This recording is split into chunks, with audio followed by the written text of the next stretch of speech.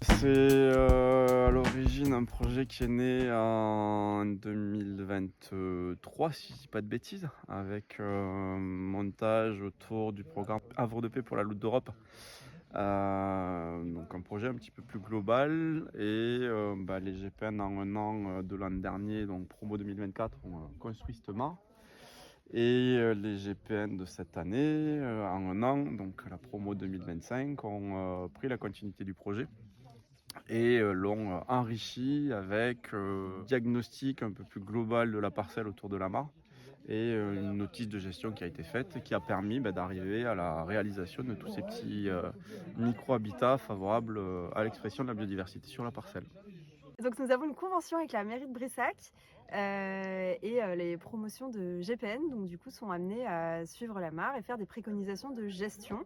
On a fait un inventaire et on a donné des préconisations de gestion notamment sur l'entretien de la parcelle et le chantier écologique de génie écologique qu'on a fait aujourd'hui et la mise en œuvre d'une de nos préconisations.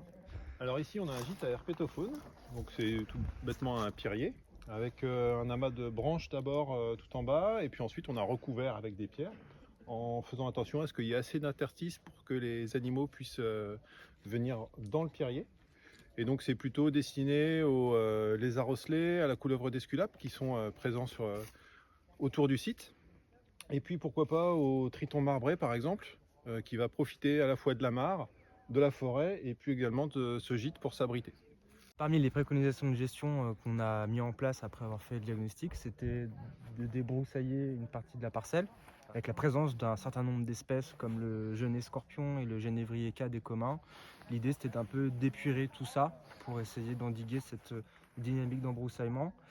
Et à ce titre, on a utilisé tous les végétaux qu'on a récupérés et coupés pour pouvoir créer des haies. Alors le troisième atelier, c'était une haie sèche. Donc on a revalorisé les déchets du débroussaillage qu'on a installé là dans ces haies. Donc on met quelques piquets et après on va entrelacer du bois mort et les débris. Et le but c'est de faire une connexion avec la haie qui est sur le bord du chemin. Donc il y a un corridor, une voie verte pour tous les micro-mammifères, etc. Et ça va venir connecter avec la mare. Donc ça va leur faire c'est un nouvel habitat parce qu'ils peuvent se mettre en dessous. Ça va attirer les insectes saproxylophages et autres. Ça va attirer les petits oiseaux, les hérissons. Donc c'est un habitat pour plein d'animaux et ça va enrichir la biodiversité de cette parcelle. Nous allons présenter le deuxième pierrier comme au tout début. Exactement le même concept. Nous avons pris des pierres, des rochers dans les alentours.